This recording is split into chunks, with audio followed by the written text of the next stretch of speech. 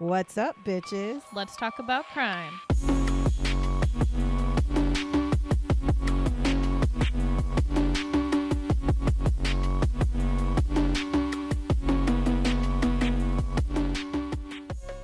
What's up, bitches? Hello. We are here in our new podcasting setup like we are going to probably have for the rest of our lives.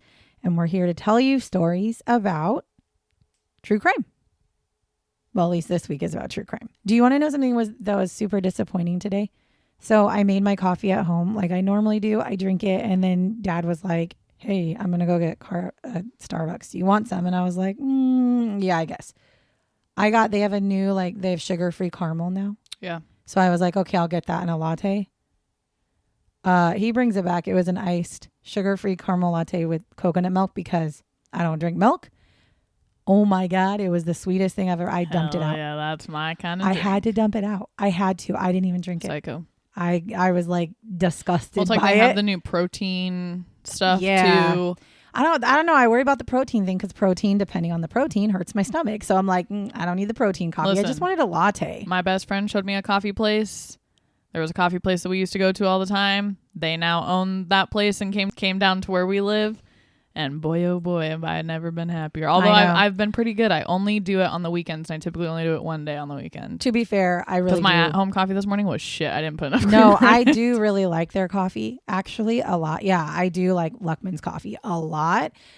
But I do the same as you. We only go like once a week. And that's fine because I can make my coffee at home. Oh, I got a breakfast burrito today because they have like breakfast burritos and like sandwiches that you can literally create from scratch from your own. Well, did you know that they make so all good. of their pastries in-house? Mm-hmm. Yeah. So well, I mean, it makes like sense them. because the place that used to they be did there for a while and then they stopped. Towards well, the yeah, but I'm saying end- they're equipped for it. Yeah, they are equipped for it. So I'm excited about that. Anyways, so yes, that's kind of what's been going on up in this bitch. But what I'm really going to get into is what we are here to talk about. So this week we are talking about a man named Alvin Karpowicz. Now he is actually known as Ol Creepy Karpis. He has connections as being one of the leaders of the Barker Karpis gang. And he served the longest term on Alcatraz. So we have How have we not done him so far? Because there's so many other things. But if you remember, we did Doc Barker. Okay? Right. But I'm saying I'm shocked we didn't do him like shortly after. Because I like to spread the Alcatraz love. Kind of forgot about them. I'm not going to lie. Alvin was born August 10th, 1907 to John and Anna in Montreal, Quebec. His parents were from Lithuania. And it is said that his parents were strict and maybe they would even be classified as mean. Now, he was raised in Topeka, Kansas. And as a little kid, adults made him nervous. So nervous that he would shake. His hands would shake really bad. And this actually follows him throughout all of his life to where even when he's in meetings with like the warden and things at Alcatraz, he does the same thing. It's like authoritative figures make him nervous. And I'll be honest with you, I understand. I don't shake like that, but my blood pressure goes through the roof anytime that I'm in the presence of somebody who would be considered authoritative. And that includes doctors, dentists. When I used to have a job, anytime I'd have to sit down with my boss, I was made to feel so uncomfortable that my voice quivers. I have all these crazy things in my brain that go on. And I feel like when I'm in the presence of somebody who would be considered authoritative, that I'm lesser than them. That's actually how I feel to this day, which is part of the reason why I don't want to have a job, because the difference between me back then and now is now instead of getting nervous and quivering, I get asshole. No, Trisha won't fucking shut up. I won't and be a bitch. I will. I'll be an asshole instead because I'm like, I'm a full-fledged adult. Like we can be adults here. So I understand. Now at about the age of 10, he begins his criminal career at 10 years old. And it is said that at this time he was actually hanging out with bootleggers, gamblers, and pimps. So from the age of 10 on, that's what he was living. He was living large. At the age of 12, he's actually living with one of his sisters, his older sisters who is married. He's living with her. And I believe his parents are living there too. Like they're all living with this sister. And he hated school so much, but he was forced to go by his parents. He didn't like crowds. He did not do well on tests. He really struggled. So he decides that he's going to stop going to school in the 8th grade. So he has no farther education than 8th grade. Now, he'd also already found a way to make money. So why would he consider continuing going to school, especially because he was making money by breaking into homes? So like he would go in, steal items or steal money from homes. And he was only in 8th grade. So he was like, yeah, I got this. Like, I don't need an education. In 1926, he is 15 years old and he gets caught and is charged with burglary. And he is given a 10-year sentence at 15. His mugshot at this time was very creepy. So there's a picture of his 15-year-old mugshot, and it was actually pretty creepy is what people had said. And that is actually how he got his nickname, Ol Creepy Karpis, because people were like, man, you creepy. Oh, that's fucked up. But when you look like in the Alcatraz book that I have, when you look, there's a ton of his mugshots because he's been in and out of jail forever. And all of them, he's got a creepy fucking stare, but he's also got like a creepy smile. At 18 years old, he escapes from the jail that he's in for his 10-year sentence. He does actually get recaptured, but it takes them a year to get him. Now, when he gets caught, he is now considered old enough to be no longer in like a juvenile detention center. And so they actually put him into the Kansas State Penitentiary. And so if you really think about it, from the age of 15 to 22, he was in jail, juvie first, and then jail with a bunch of other criminals learning criminal behavior. Again, no reformatory stuff, just putting him in jail. Now, while he's in prison at the Kansas State Penitentiary, this is where he meets a man named Freddie Barker. Freddie is Doc Barker's brother. Now, Freddie saw Alvin as being smart and well organized, and so they kind of like link up. They kind of hang out in prison, and then they kind of get to know each other. And then Alvin is released in 1931 from prison. And he then decides at this point that he's going to go ahead and join Fred in Tulsa, Oklahoma. This is when the Barker Karpis gang is born. Now, it has been said that Alvin Karpis was one, if not the brains of the operations that the Barker Karpis gang were a part of. Now, if anybody has seen, if anybody has listened to our Doc Barker episode, you will know that in that episode, we talked about how a lot of people thought it was Ma Barker. But Karpis himself actually came out and said, if you guys remember, Alvin came out and actually said, no, Ma Barker was not the brains. She couldn't even fix us breakfast. And so it has been said that he actually was the one who came up with a lot of the ideas for them to get money, how they were going to do it, all those things. Part of the reason they feel this way is because he was actually extremely smart and he was very calculating, but he also had a photographic memory. So he was able to look at things and remember it. And that are crazy about photographic memories, just so you know, is I used to work in a school district and there was a boy that I worked with that had photographic memory. The teacher that he was under, the learning support teacher, she had a safe in her room where she'd lock up her snacks and stuff because the kids, they would try to get into it.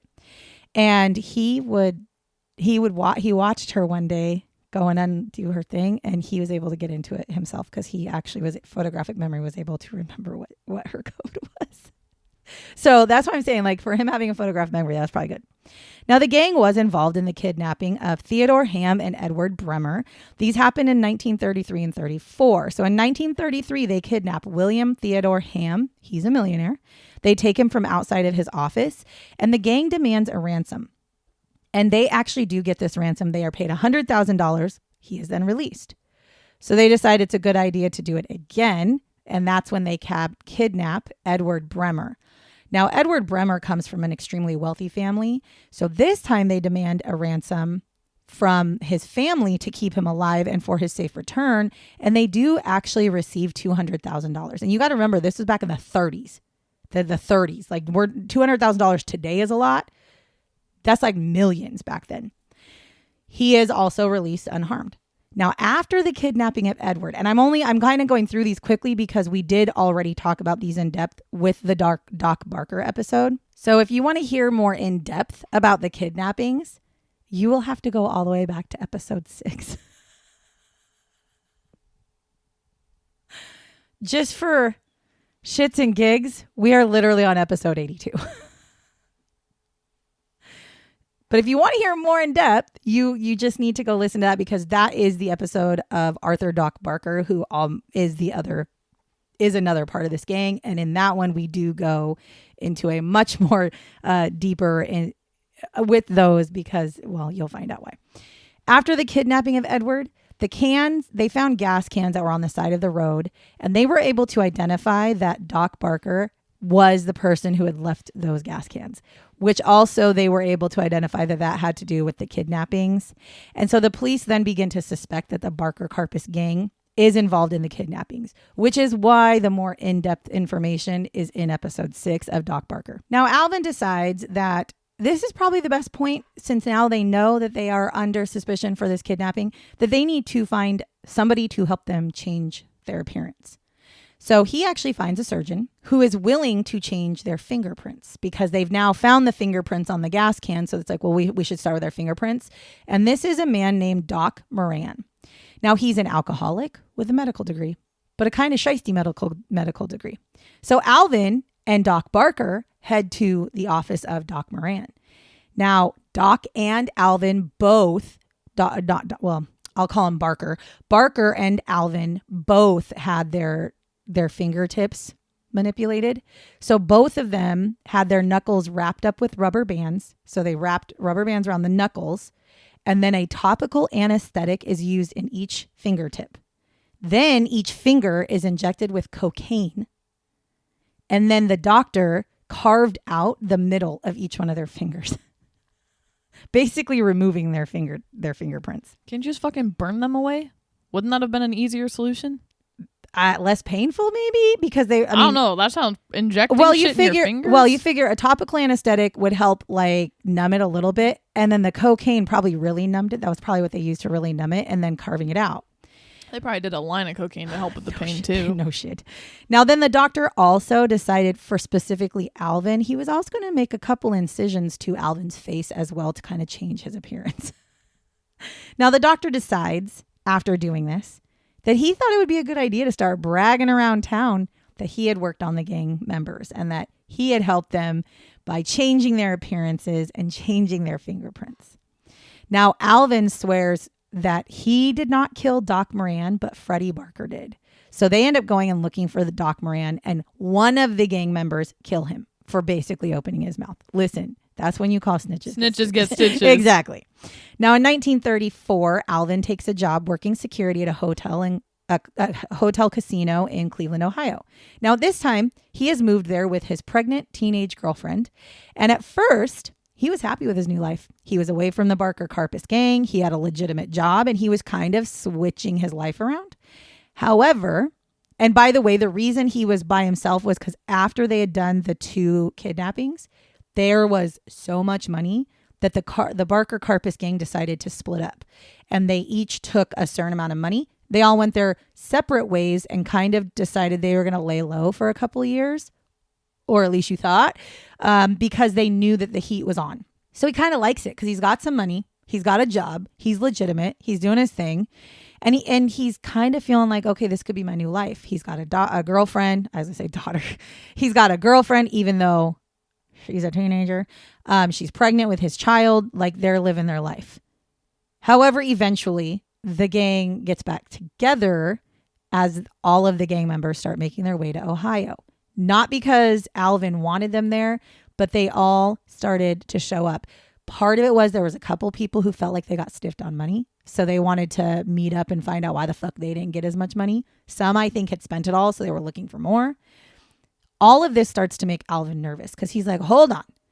I'm here living in my hotel, working in the hotel with my girlfriend, and all y'all start showing up. Now the whole fucking Barker Karpis gang is here. Like, you don't think that's going to put a big red flag on who we are? Not only that, but also they all have their girlfriends too. So it's not just the Barker Karpis guys. It's also a bunch of guys with their girlfriends all staying in these hotels. All of them have been under suspicion in the past, like in the past 6 months, for all these crimes. So in the fall of 1934, 3 of the girls that came with some of the guys decided they wanted to go out. They were tired of literally sitting for days, if not weeks, in these hotel rooms. They're not allowed to leave. So the girls are like, fuck that. Let's go have some fun. So the three of them decide that they're going to go out, and they get so shit drunk that they end up getting arrested. Now the police end up finding a pistol through this whole getting arrested thing. And then they start to piece together who these girls are with and how this whole group is involved in things. And the story starts to all come together. So at this point, the gang's like, fuck that. Let's go. Like, we need to split up again because now they're really onto us. They all go their separate ways. In January of 1935, the police begin to pick up members of the Barker Karpis gang one at a time. However, Alvin, they were having problems getting. So by this time, they've now arrested, I think, Doc. They have killed Freddie and Ma Barker. And if, again, you'll learn about that if you go and listen to Doc Barker, because we focus more on the Barkers in general in the Doc Barker episode. So they die. They picked up multiple members of the gang in different cities, in different areas. However, Alvin, they're having a hard time catching. There were even some times where the police were only 6 to 7 hours behind where Alvin was. So like he'd be somewhere, they'd show up 6 hours later and that's like just missing him. Now there was one instance where Alvin and one of his other gang buddies, they actually were able to shoot their way out of being caught. So they got surrounded. They started shooting at the cops and they were able to escape. Alvin actually becomes the only remaining person on FBI's public enemy #1 list. The others had been killed. He was one of 4. 3 of them died. He was like public enemy #1 on FBI's list. He was originally number 4. Then they killed the 3. So now he became #1. So now they've got like massive searches going out for him. Now remember, the gang got back together in 1934. They went their separate ways after this whole thing. January of 1935 is when they start rounding up the Barker Karpis gang. In April of 1936 is when they finally catch up to Alvin. So he was able to basically avoid the police for almost 2 years. They caught him in New Orleans. In May of that year, after they caught him, he is tried for the kidnapping of Theodore Ham. Now, the reason he was tried for the kidnapping, I read that there was kind of a plea deal because they were trying to charge him with some other stuff that would have been a heavy crime or a heavy sentence. And he had agreed to oh no, that's what it was. They wanted to try him for both kidnappings, but he ends up reaching an agreement with them where he is willing to, I don't know if it was necessarily a plea deal, but he did accept a life sentence, but he pled guilty to conspiracy to kidnap, which, oh my God, who gets a life sentence for conspiracy to kidnap? Well, when you have the record he does, but maybe that's what it is they looked at his record. They're like this isn't your first offense or even second. Yeah. Like this is like your 100th. You've been in and out of jail a lot. So he does actually get sentenced to life, and he is sent to Leavenworth Penitentiary in July. By August 8th of 1936. So again, he was caught in April, went to trial May, July, he was in the penitentiary. By August, he is sent to Alcatraz. Which, if you've never been to Alcatraz, one of the things that we learned when we went is Alcatraz was reserved for the most dangerous criminals, and most of them were criminals who continued to escape. What was the saying? So the saying that we found, and this puts it into perfect perspective of why you would go to Alcatraz for somebody who has just got life for conspiracy of kidnapping, is the quote, and this was a quote that was done by one of the prisoners. They said, and it's written, painted on the walls of Alcatraz. Yeah, it's painted on the walls. They said, if you break the rules, you go to prison. If you break the prison rules, you go to Alcatraz. That's exactly how it is. So that's how it is when you have people in Alcatraz. Like if you were to look up who was there, that's why some of these people, well, first of all, a couple things. One, it is interesting because I remember when we were looking at some of the criminals and we're like, that's considered a high profile crime, like tax evasion and shit like that. Right. But then when we saw that quote, we're like, okay, well maybe that has something to do with some of the shit too. That's why I'm saying a lot of the people who went to prison, it's like they would escape or they would cause a lot of problems at their prison, and so they were sent to Alcatraz. Dude, if Alcatraz was still around, they'd have to have like 6 or 7 with how many like bad people there are here in the U.S. True story.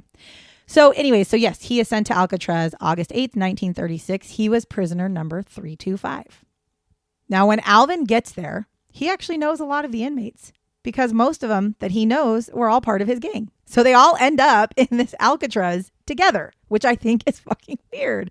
But they are. A lot of the Barker Karpis gang ends up in Alcatraz. During his early times in Alcatraz, Alvin was described as quiet, polite, cooperative, right? Like he was just like model inmate. However, after a little bit of time, the authorities described him as cold, calculating, indifferent. They thought he was stubbornly self-righteous, and a lot of them felt that he was an unconstitutional psychopath. Now, he ends up having 11 disciplinary reports from 1936 to 1945. He would get in fights with prisoners. One time he even hid a knife in his mattress. And again, this is like later on, like he's been there for so long that I feel like if you just, it like hardens you even more. He would also tend to act as if you're there for life, you don't give a fuck. Right. Right. Like, you're just kind of like, well, might I'm as here well forever. fucking do some shit. Yeah. Might as well run the be the fucking Yeah. head honcho. Yep.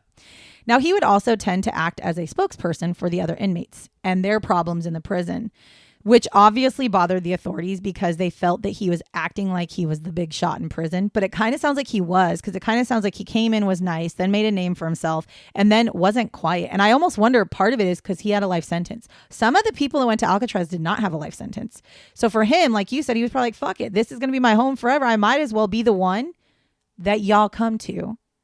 And then, you know, he's like the one that gets, he's the big dog. But yeah, he basically runs the prison. Now, by 1945, he's kind of chilled out a little bit. So again, he's there in 36. In the first like year, he's pretty nice. Then he turns to like this guy. And then by 1945, he's like, he's settled down. He's gotten older. And he actually worked as a dessert chef in the kitchen.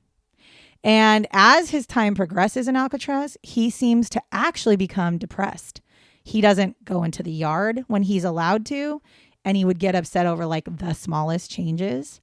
Now in 1952, there's a new supervisor that comes into the kitchen, and they set up new rules for all of the kitchen workers to follow. Alvin was fucking pissed and refused to go back to the kitchen to work. Now in prison, if you refuse to go to work, you get in trouble. So he was actually put into cell block D. Cell block D is the solitary confinement cell block. He stayed there for an entire fucking year because he refused to go back to this kitchen because he didn't want to follow the new rules.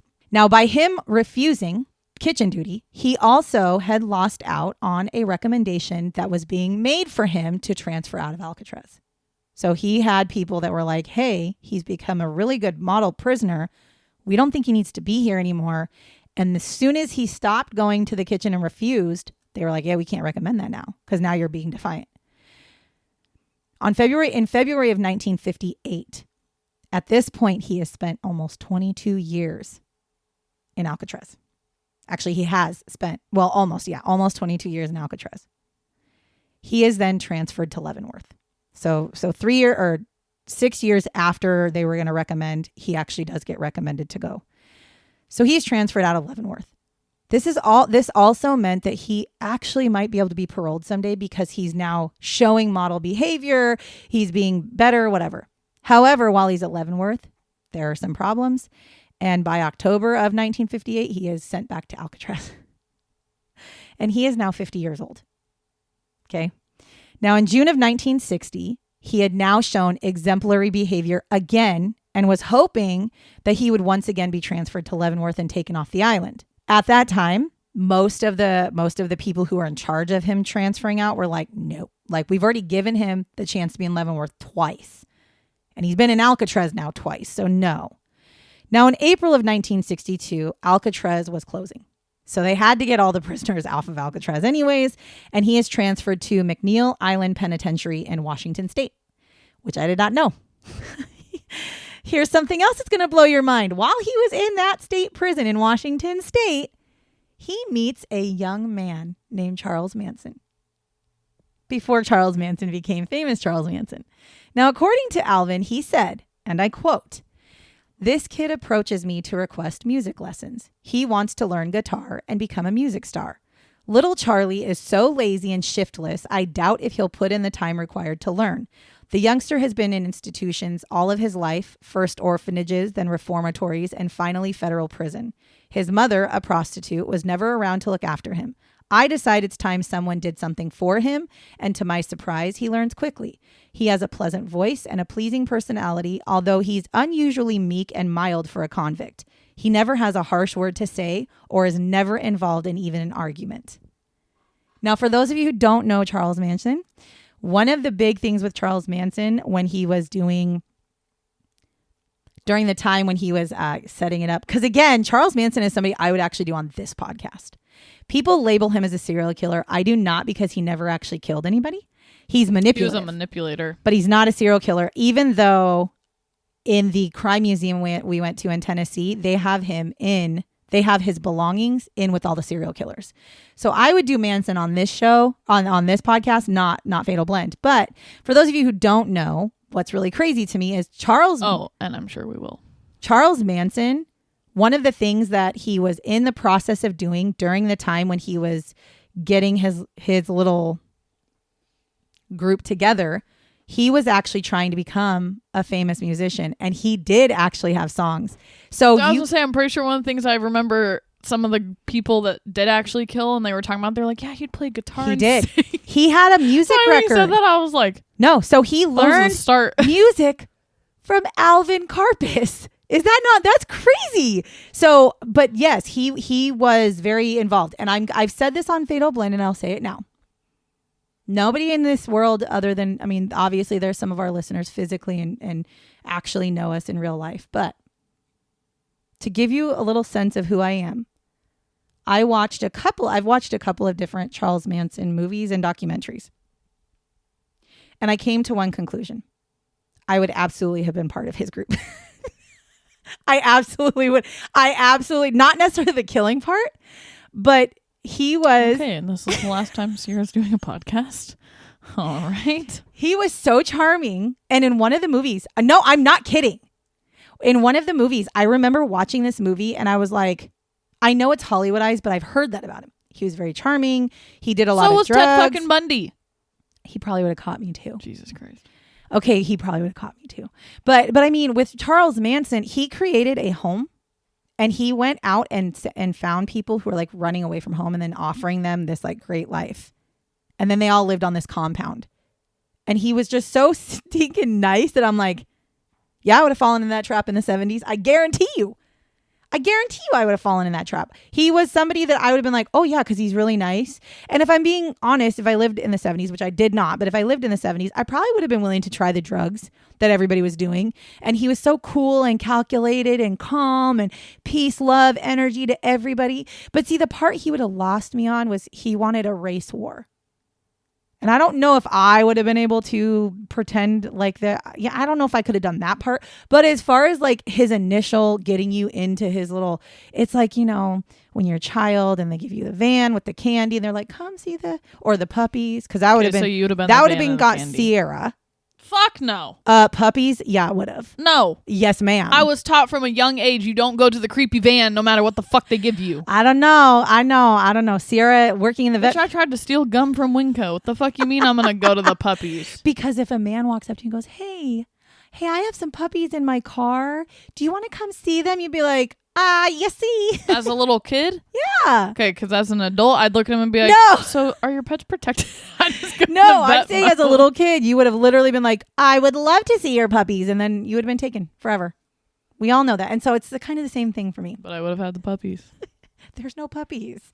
Maybe there would have been. There's not actually puppies. They bring you to the car and then they shove you in and shut the door. There's not actually puppies in the car. So in 1969, Alvin is actually released on parole from prison.